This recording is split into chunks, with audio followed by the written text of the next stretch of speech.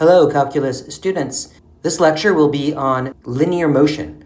Now, before we get into examples of linear motion, this page is to introduce the idea of a higher order derivative. Differentiation can be performed repeatedly, creating higher order derivatives. Find the first 6 derivatives of each function. All right, here we have a 4th degree polynomial function. The first derivative using y prime notation, and this y prime will stand for dy dx, so we will treat x as the independent variable. And the first derivative using the power rule a bunch of times, we get negative 8x cubed plus 3x squared minus 2. Now we can differentiate, again, y double prime. In Leibniz notation, this would be, recall this is a differential operator, differentiating the first derivative. Well, because we have two d's here, we say d squared of y, and then we have two dx's, so we often just write dx and then put the square. Notice the positioning. This 2 is between the d and the y, and this 2 is after the x. And using the power rule again, we get negative 24x squared plus 6x. All right, the third derivative in Leibniz notation will be d cubed y dx cubed. Using power rule again, negative 48x plus 6. Now, once we start getting to the fourth derivative, I've seen some people put 4 primes. The more prime signs you have, the harder it gets to count them. I've even seen some people switch to a Roman numeral system and doing a 4 like this. Also common to do is to put a 4 up here, but in parentheses, to indicate that this is not an exponent, but it means the fourth derivative of y. Or you could write d to the fourth y over dx to the fourth. So the derivative of the line above will just be negative 48. The fifth derivative will be 0, and then every derivative after this will continue to be 0, including our final derivative, the sixth derivative, that we were asked to find. In fact, if you ever begin with a polynomial and you differentiate enough times, you will eventually get a result of 0. Okay, f of x equals sine of x. I'll use this notation, f prime of x. The first derivative of sine is cosine of x. Second derivative, f double prime of x, will be negative sine of x. Third derivative will be negative cosine of x. And then now I'm at the fourth derivative, I will use the 4 in parentheses notation. And the derivative of negative cosine of x is back to sine of x, which is the same function we began with, suggesting that there's going to be a repeating pattern as I continue to differentiate. So I expect these 4 results to continue to just repeat. So the fifth derivative will be cosine of x, and the sixth derivative, negative sine of x. In our last example, we have a function, 5e to the 2x. Notice I'm not calling it y or f of x, just to show you how I would use the differential operator d dx and then put this function next to it. In parentheses or brackets, it doesn't matter. Now the 5 will stay, and the derivative of e to the 2x is itself times the derivative of 2x, which is times 2.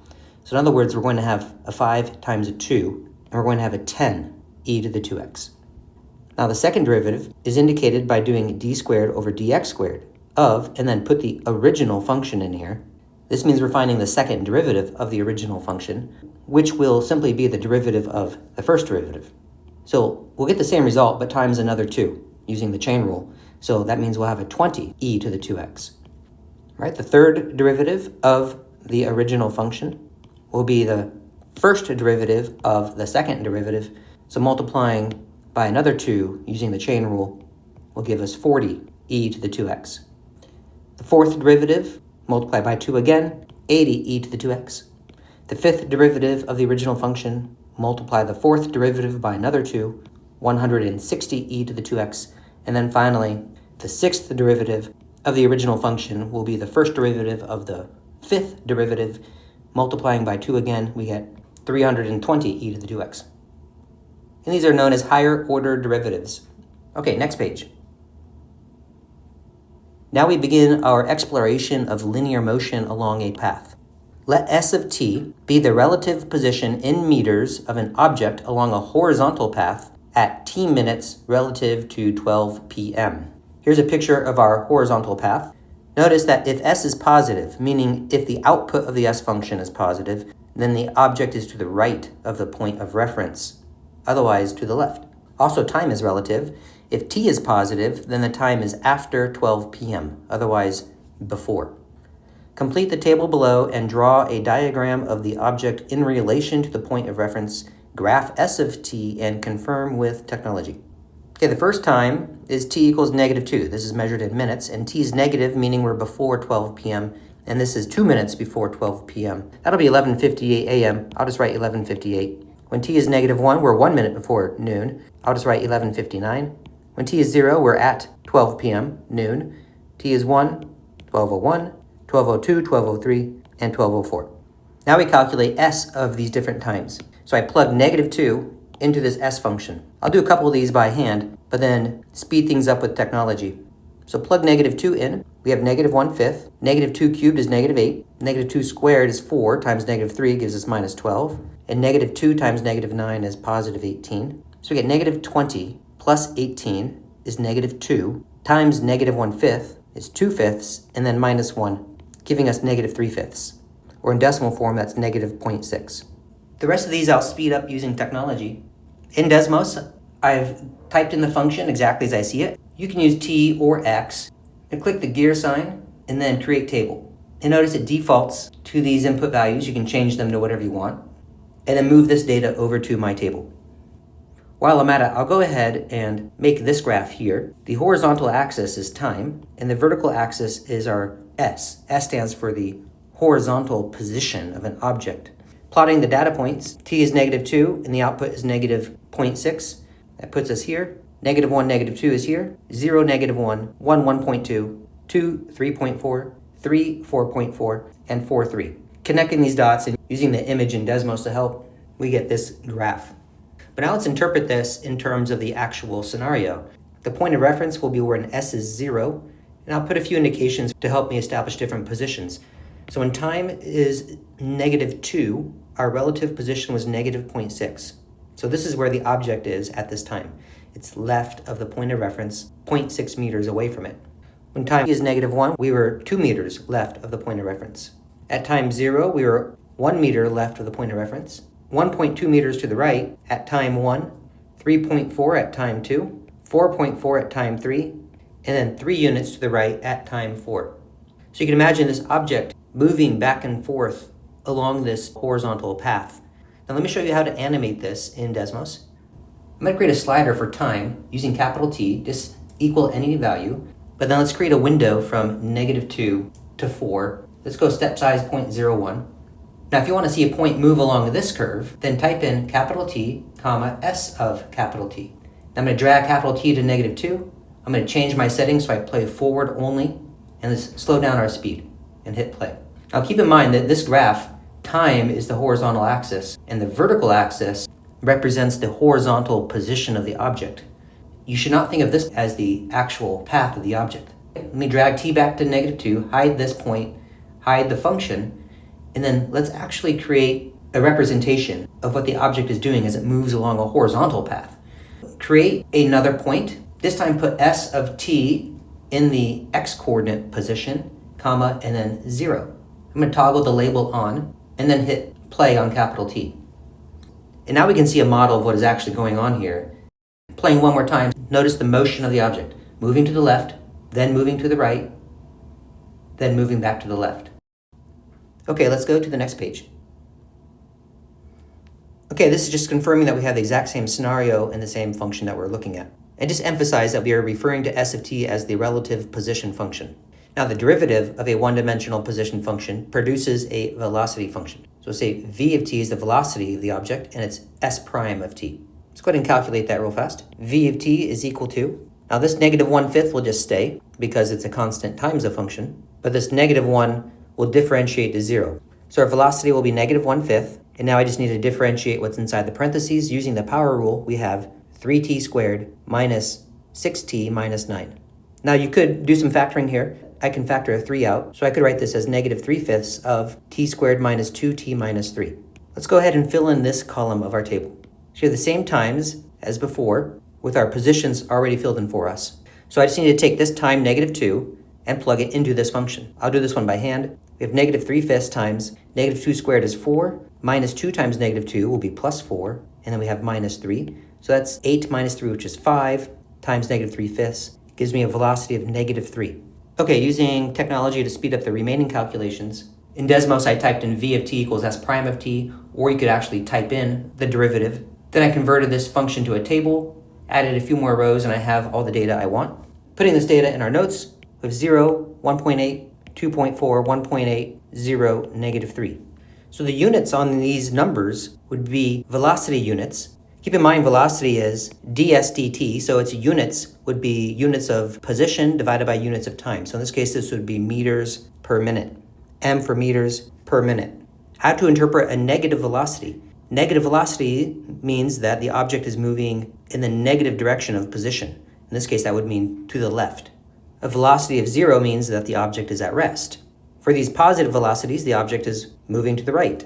Then the object was at rest again, and then the object was moving left at time 4. I'm going to go ahead and plot the velocity function. So I'm going to use this t-coordinate and then this output. And I'll make the velocity function be orange in my drawing. So negative 2, negative 3 is a point down here. Negative 1, 0 is here. 0, 1.8, 1, 2.4, 2, 1.8, 3, 0, and 4, negative 3. Now keep in mind our velocity function is a quadratic with a negative leading coefficient. So I do expect an upside down parabola. And I should be able to make this graph from the image of the s function alone. At these 2 points, the tangent lines are horizontal. Therefore, I expect the graph of the derivative to have intercepts at those same times. This was the point of steepest ascent of the black graph, meaning this is the highest point I expect on the derivative. For this portion of the position function, the tangent lines all have positive slope, so I expect the graph of the derivative to have positive outputs to be above the t-axis. And for these portions of the black graph, the tangent lines would have negative slopes, so I expect the outputs of the derivative to be negative for these same time values. The graph of the derivative tells me a lot about the movement of the object. Between time negative 2 and negative 1, the velocity is negative, so the object is moving to the left. At time negative 1 is when the velocity is 0. This is when the object is at rest, because it's changing direction in this case. For these times between negative 1 and 1, the object is moving to the right and getting faster. At time 1, we have the moment of fastest speed to the right. Between time 1 and 3, the velocity is still positive, so the object is still moving to the right, but it is slowing down. At time 3, the object is at rest, because it's changing direction in this case. And then between times 3 and 4, the object is moving left, because the velocity is negative. In our image, let me play one more time. Between time negative 2 and negative 1, the object moved left. At time negative 1, it's paused. Between time negative 1 and time 3, the object is moving to the right.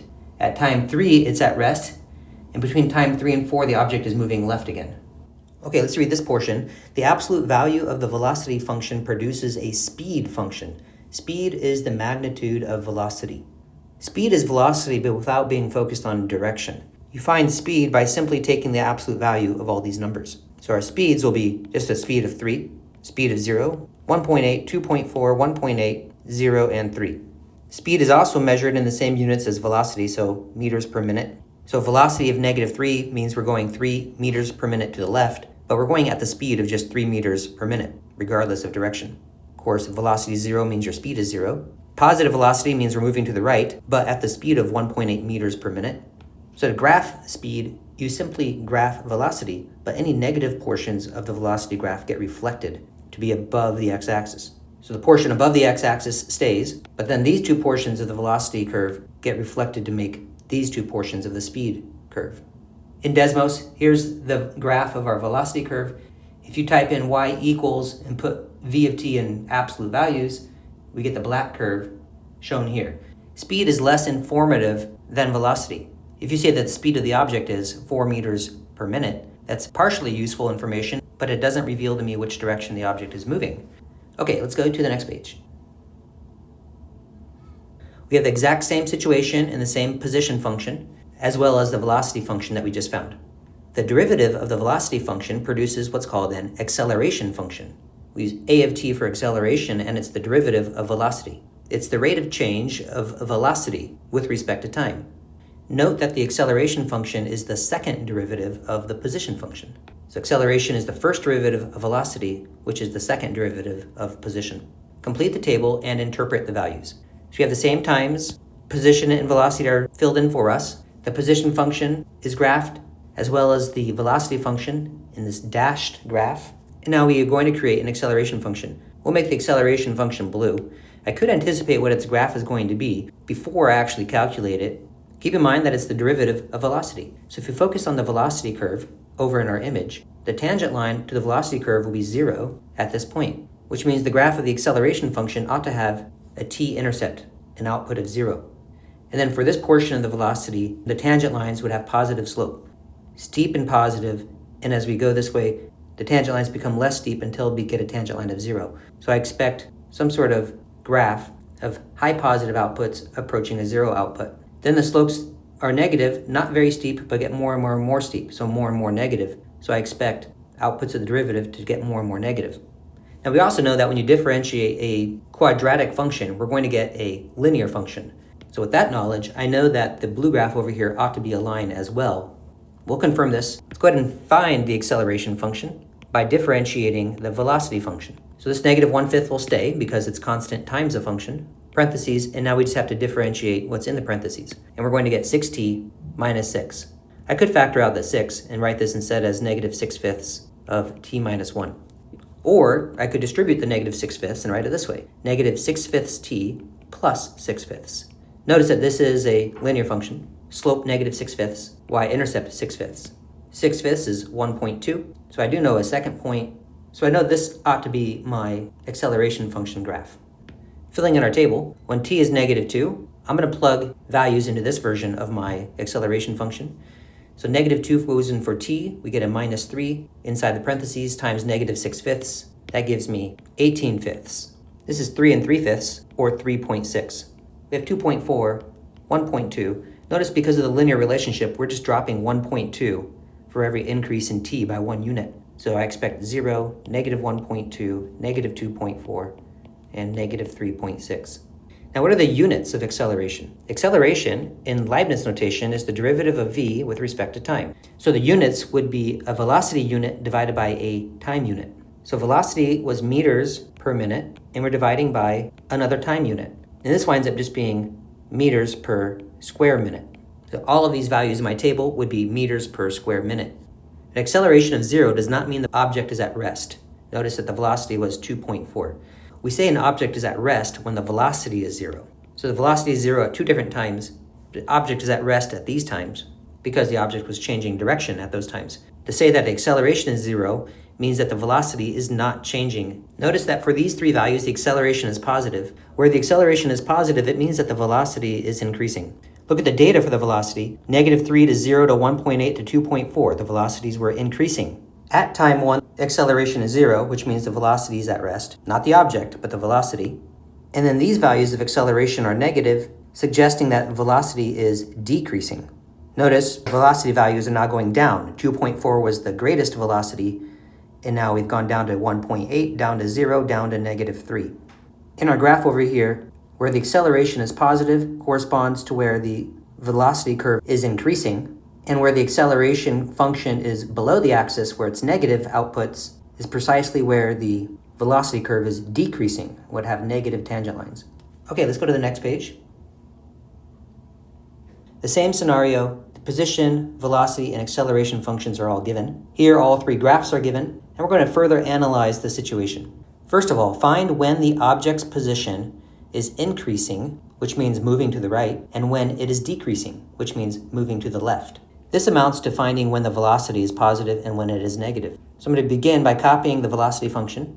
So here's my velocity function. I'm going to continue to factor it. I can factor out 3, leaving t squared minus 2t minus 3. And then I can factor that quadratic as well. It factors to t minus 3 times t plus 1. If I were to change velocity now to 0 to find when the object is at rest, the negative 3/5 would be inconsequential, but this factor would give me a t equals 3, and this factor would give me a t equals negative 1 as two different time values that cause the velocity to be 0. So v will be 0 at these times. Next, I'm going to make a number line for time. I'll put these times on it in order. And if I were analyzing this by hand, I would next pick a test number from each of these three subintervals, such as negative 2, 0, and 4. And I would plug those into the velocity function. Let's do the velocity at negative 2. Now, plugging here into the factored form is ideal. So we get a negative 3/5 times negative 2 minus 3 times negative 2 plus 1. Now, I'm not actually going to continue to calculate because all I really care about is whether the velocity is positive or negative. Well, here we have a negative number. Negative 2 minus 3 is also negative, and negative 2 plus 1 is also negative. So we would have a negative times a negative times a negative. In the end, that would produce a negative result.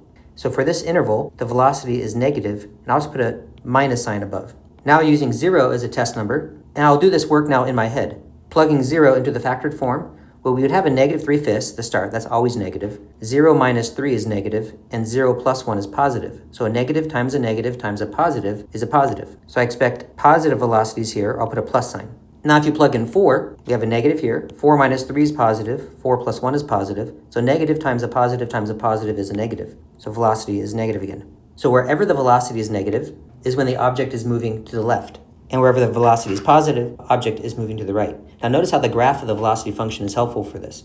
The velocity graph has positive outputs between -1 and 3, and has negative outputs for the other intervals. The graph of position is also helpful. The position graph is decreasing for these time intervals. That suggests the object's moving to the left at those times, and the position graph is increasing on this portion. So between time -1 and 3, we would say the object is moving to the right.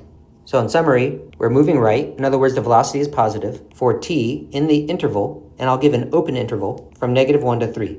And the object will be moving left. In other words, the velocity is negative. And our answer here will be a union of intervals. So from -infinity up to -1, union from 3 to infinity. Now find when the object is accelerating, which means has positive acceleration, and when it is decelerating, which means it has negative acceleration. The word acceleration is a little unfortunate because it can be used generally, and it can also be used when the acceleration is positive only. In other words, positive acceleration can be considered acceleration, but negative acceleration is also a form of acceleration. Let's begin with the acceleration function, which was -1/5 6t minus 6, and I'll just factor out a 6 and say -6/5 t minus 1. If I were to change acceleration to 0 and solve for t, I would get one answer, t is equal to 1. At this time, acceleration is 0. So make a t number line, put this time on it, time 1, and then pick test numbers on either side of 1, such as 0 and 2, and plug them into the acceleration. Let's plug in 0 first. Well, this number is negative, and 0 minus 1 will also be negative, and negative times negative is a positive. So acceleration is positive, or I'll just put a little plus sign up here. Now plug in 2. We have a negative, and 2 minus 1 is positive, and negative times positive is negative. So acceleration is negative here. I'll put a little minus sign.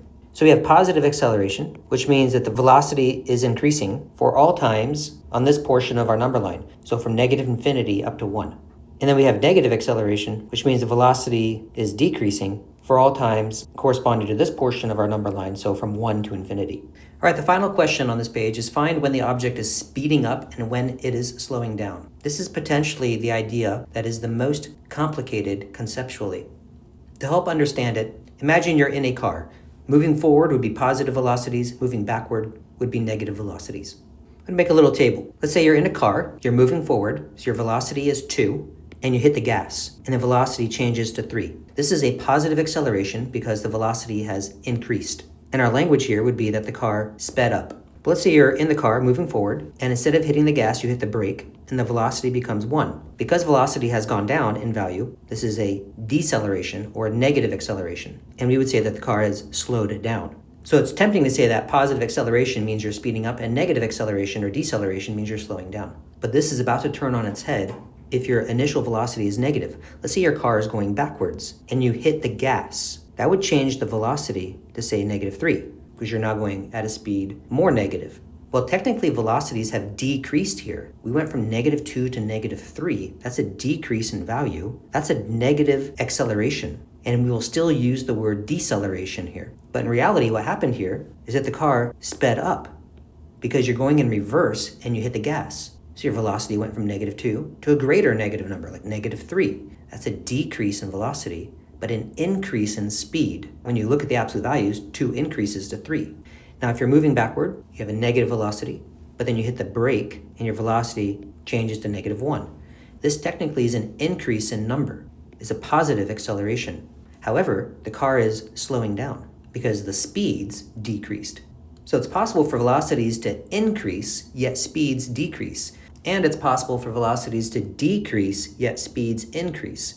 So we'll use the language speed up or slow down depending on what's happening to the speeds, not what's happening to the velocities. But the sign of acceleration will always match what's happening to velocities, not what's happening to speeds. An increase in velocity 2 to 3 and an increase of velocity -2 to -1 correspond to positive accelerations. but even though in one case we're speeding up and in the other case we're slowing down. A decrease in velocity, 2 to 1, and another decrease in velocity, -2 to -3, correspond to negative accelerations, even though in one case we're slowing down while in the other we're speeding up. So if the velocities are positive and the acceleration is positive, we will speed up. If the velocities are negative and the acceleration is also negative, we will also be speeding up. So if A and V have the same sign, when the velocities are positive but the acceleration is negative, or the velocities are negative but the acceleration is positive, that's when we will have the slowing down of the object. So if A and V have opposite signs, we expect the object to slow down. So in our example, I'm going to superimpose these two number lines into one number line. And I'll put that number line directly below our graph so we can see the connection to the graphs of the acceleration and the velocity. On this number line, I'm going to put these 2 times and this 1 time. In other words, all times where the velocity or acceleration were 0, which corresponds to where the velocity graph has an intercept and the time where the acceleration graph has an intercept. So time -1, time 1, and time 3. I'll use orange signs for velocity and blue signs for acceleration. So the velocity is negative for these 2 subintervals and positive in between -1 and 3. So over here, velocity will be negative for this interval, positive for both of these, and then negative for the interval from 3 to infinity. Whereas acceleration was positive left of 1 and negative right of 1. So acceleration is positive for both of these subintervals and then negative after time 1. So for both of these subintervals. Okay, wherever the velocity and acceleration have the same sign, the object will be speeding up. And wherever the velocity and acceleration have opposite signs, the object will slow down. Looking at our animation, from time -2 to time -1, we can see the object is slowing down. This is like the car is in reverse, but you're hitting the brake. So technically we are accelerating because we go from negative velocities and increase to a 0 velocity. From time -1 to 1, the velocities are positive and increasing, and the object is speeding up. This is like moving forward in the car and hitting the gas. From time 1 to 3, the object has positive velocities but a negative acceleration. The velocities are dropping to 0, and the object is slowing down. This is like moving forward in the car but hitting the brake. And then from time 3 on, the velocities are negative and the acceleration is negative. So we do say deceleration is occurring, yet the object is speeding up. All right, moving on to one last page. Use the graph of the position function below to predict the graphs of the velocity and acceleration functions. All right, first, find the times where the tangent lines would be horizontal. These would correspond to times where the velocity function, which I'll make in orange, will have an output of 0. Now between these 2 times, try to picture the point where the graph has the steepest descent. And furthermore, approximate what the slope of the line would be. Appears to have a slope of not quite -1, we'll say around -0.8. Thus we expect the derivative function to have an output of around -0.8. And this will be a low point in the derivative. This portion of our function is approaching a diagonal line. You can clearly see that this asymptote has a rise and run that are equal, so its slope is 1. So at this location the slope is 0, then the slopes get more and more and more positive. As you go this way, the slopes get closer and closer and closer to 1. So I expect my derivative graph to increase and get closer and closer to 1. Over here in the graph, the slopes are very positive and very large. And as we imagine the tangent lines, they're still very steep, but the slopes quickly decrease until we have a slope of 0. So I expect large outputs that quickly drop to 0. And then from this flat spot, the slopes become more and more negative until they're the most negative, and then they become less and less negative until we get back to 0. So the graph of my derivative will go negative until we get most negative, and then they'll return back to 0. So this is my attempt at predicting what the velocity graph will look like. We analyze the orange graph now to make a graph of its derivative. So the orange graph has a flat spot right here, suggesting that the graph of its derivative should have an intercept for that same input value. Notice we are using x now as our input value, not t, but the independent variable is not relevant. Now from here, the slopes increase, and they have some sort of maximum somewhere. Hard to say where exactly. Depends on how accurate my drawing is, but then the slopes flatten out, approach 0 again. So somewhere in here where the graph of the orange graph is steepest will correspond to where the blue graph I'm going to make will have a maximum positive value. Let's say that this is the location of steepest ascent of the orange graph. And in my drawing, the slope doesn't quite appear to be as large as 1. We'll say it's around a half. So that means the acceleration will have an output of about 1/2 based on my prediction, and I expect the acceleration function to increase from 0 to 1/2 there. And then again, from here, as I imagine the tangent lines on this orange curve as we go to the right, I expect those tangent lines to approach a slope of 0. So the blue graph should decrease down to 0 like an asymptote. Now, as I picture points on the velocity curve up here, the slopes would be very large and negative. And as we move along the curve, those slopes are flattening out and approaching a slope of 0. So large negative outputs getting closer to an output of 0. And this would be my acceleration function. And this concludes our lesson on linear motion.